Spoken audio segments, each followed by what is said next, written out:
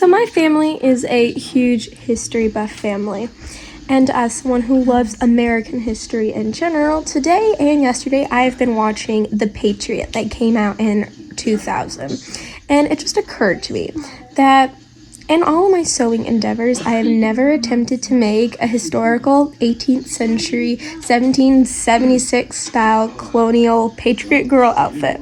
So sitting here with Bushmaster right now, I have decided that that will be my next endeavor as we watch The Patriot. So here's my attempt at this.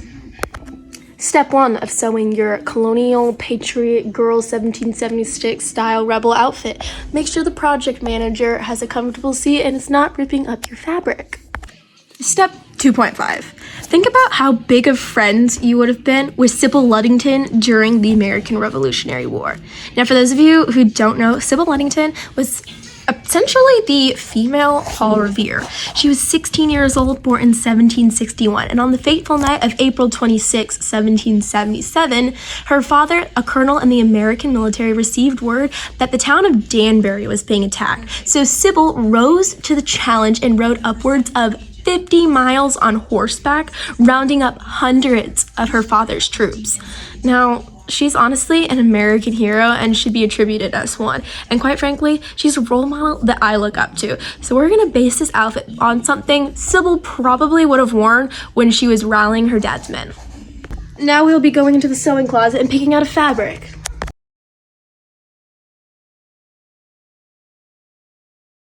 Now, when sewing, I like to follow the rule of patterns, where you use patterns for what you need them to, but you don't really follow them all the way through, and you do what you want in the end. So, today I'm going to be using my favorite McCall's pattern for corsets as sort of a baseline for the top. For my skirt, I'm going to be using a Simplicity prom dress pattern and obviously alter it to fit the timeline that we are in. When it comes to choosing fabrics, what I like to do is just grab what you can, see what works, and then as you're going along, if it doesn't work, throw it out. But I mean, if it does, I totally encourage you to use it.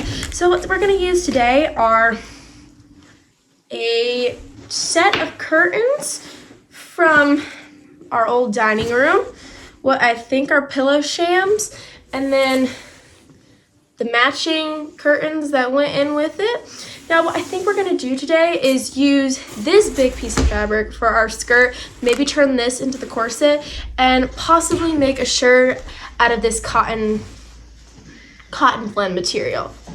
But we'll see what I actually end up doing in the end.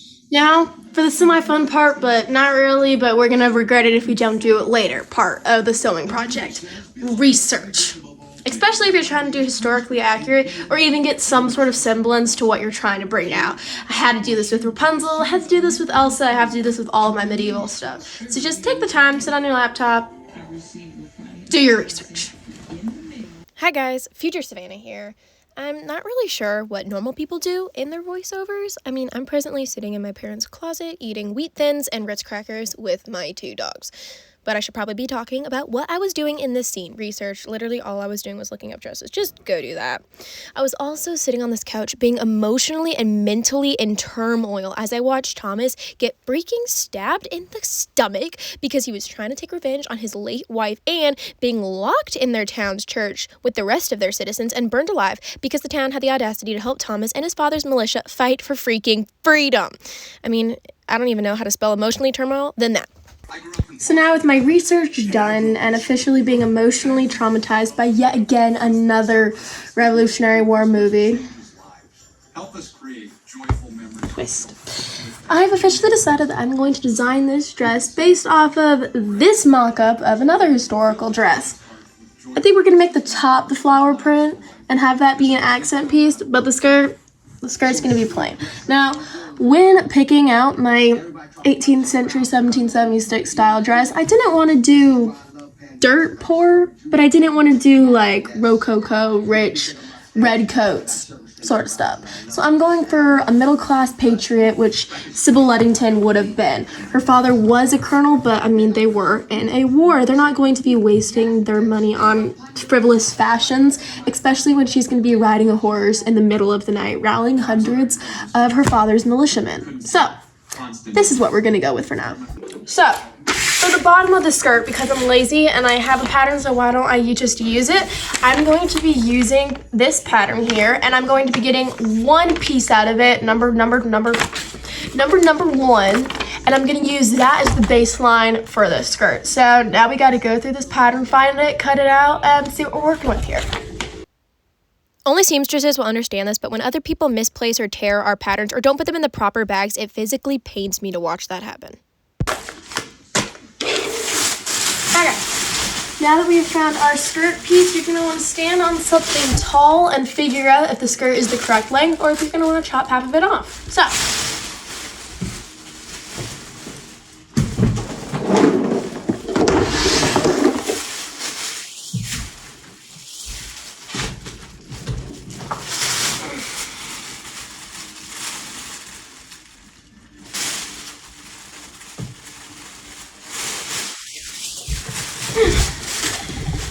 I'm short and the skirt is long, so therefore we're chopping. Now, when you're shortening the length of a skirt, you can do one of two things. You can either lengthen or shorten it from the bottom down here, which is the most logical thing to do. Or you can shorten it on the top. Now, you have to remember when you do shorten skirts on the top, you're going to automatically make it wider. So, if I chop, let's say, 6 inches off, it's obviously going to be wider than if I had just left it alone. So I think in this case, we're going to chop a few inches off the bottom. Now, when you're working with curtains, I would always make sure to double check your fabric. Make sure there are no metal donuts taking up residence in the corners. And then also make sure that you don't cut the bottom, because I always say, why work harder when you can work smarter? So, now that we have officially cut out our, instead of 4 giant pizza things, we actually just have 2 half circles. Back to what I was saying. The bottoms of them have seams, so why not keep the seams? It'll save you time from finishing the bottom. Plus, I mean, they're already pretty fancy, so why not keep them? And remember, when you're sewing, always make sure to do something semi-questionable to where if your mom walked in and you were in the sewing room doing this, she might get a little nervous about it. But I digress. So we are going to take our 2 giant half circle pizza things, like so. Hold them onto your natural waist. Now this is going to be ruffled just a little bit, so we won't have much to worry about. Climb onto the nearest table. Hope it doesn't break. And then measure.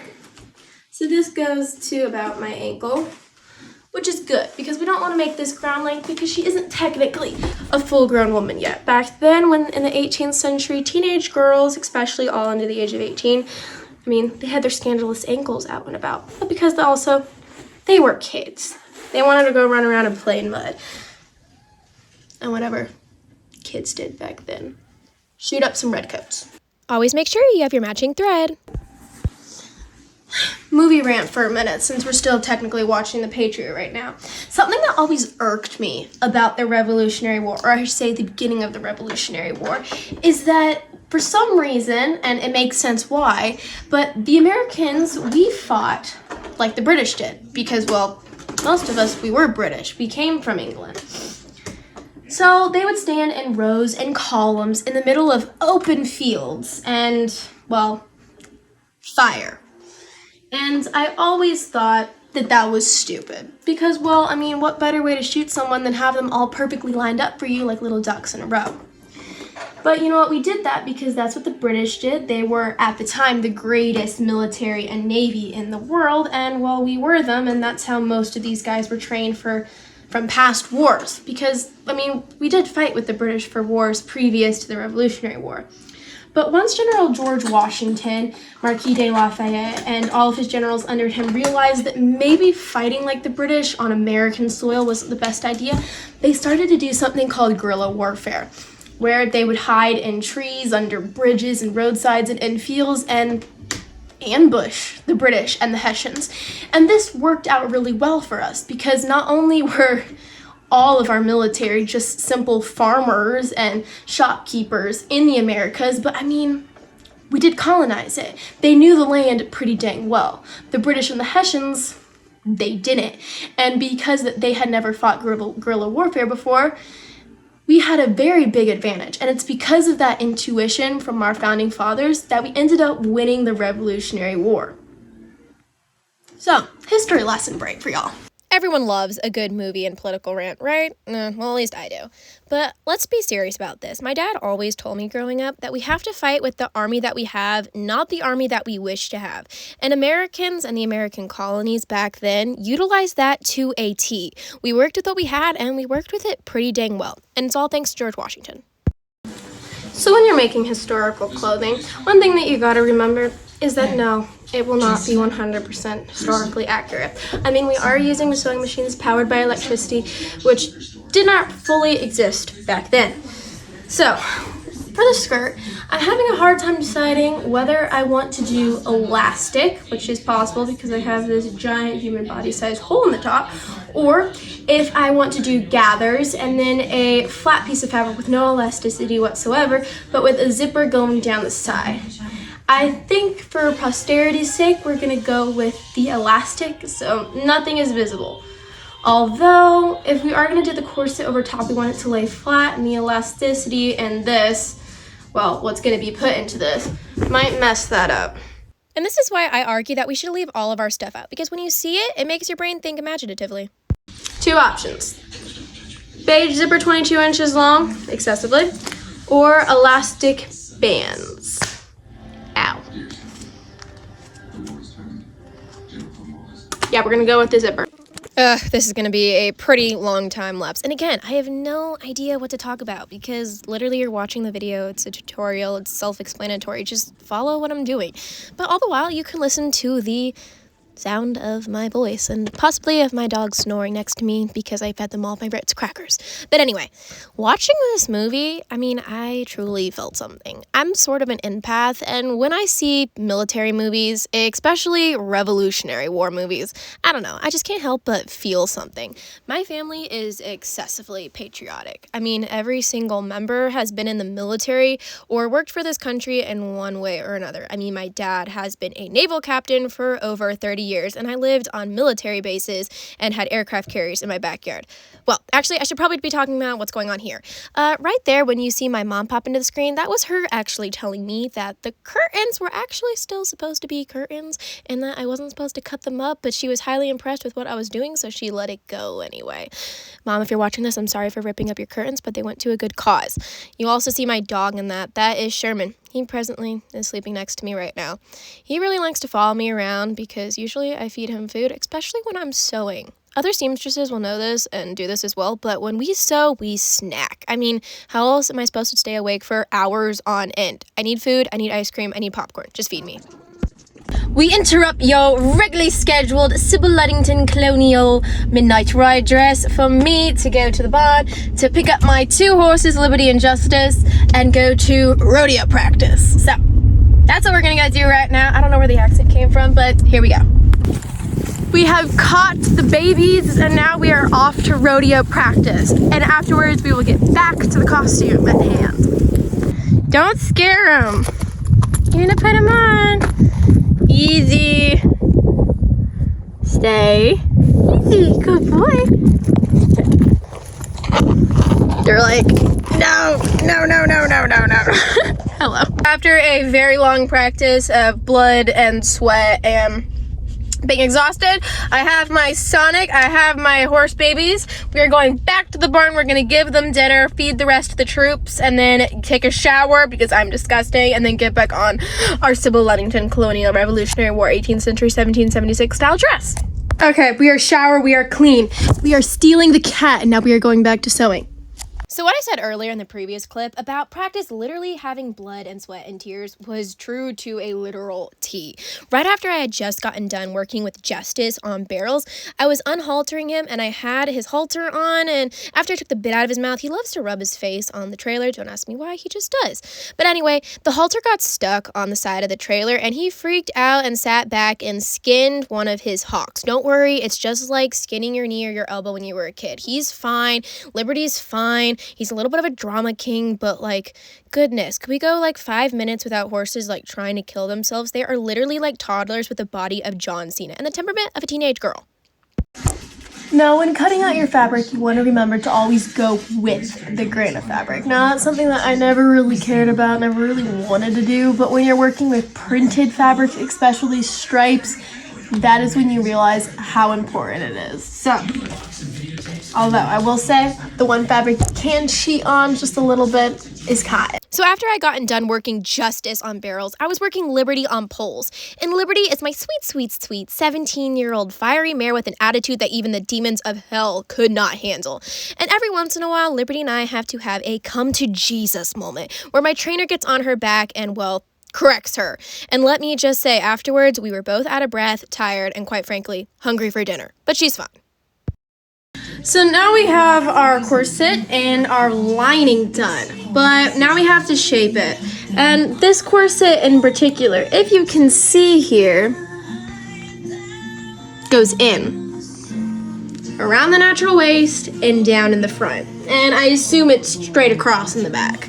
So to do that, what we're gonna have to do is take our corset, find the front, which is this seam here, fold it inside out, and what we're going to do is shape it. First of all, pin it and probably cut along this up.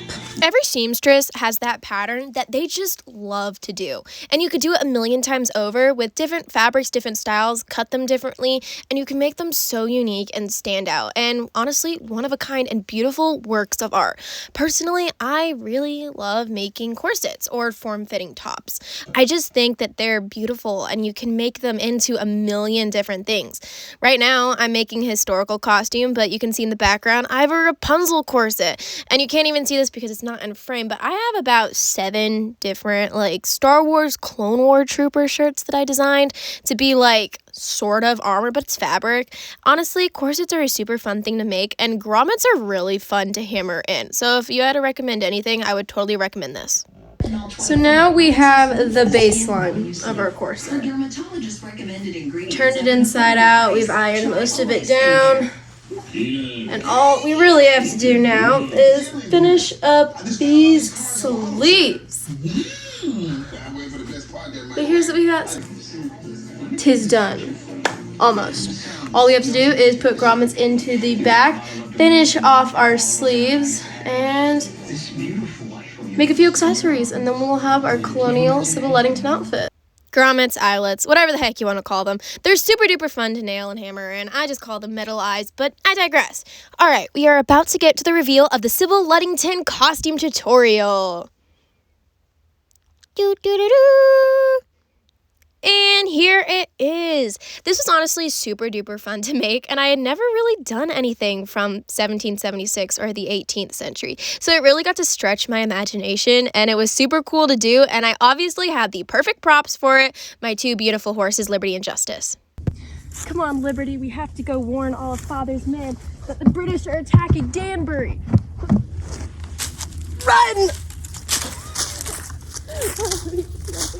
Come on, Liberty, we have to go round up all of Father's men to warn them that the British are attacking Danbury! Come on, Liberty, we have to go round up all of Father's men to warn them that the British are attacking Danbury. I'm gonna get on you the right way. Ride! I think this is a pretty accurate description of what Sybil would have worn during her midnight ride. Something that she could move in because she's obviously riding a horse over 50 miles. She would have either been bareback or riding in a saddle, definitely not side, and she would have had lace-up boots and probably a cape or a coat.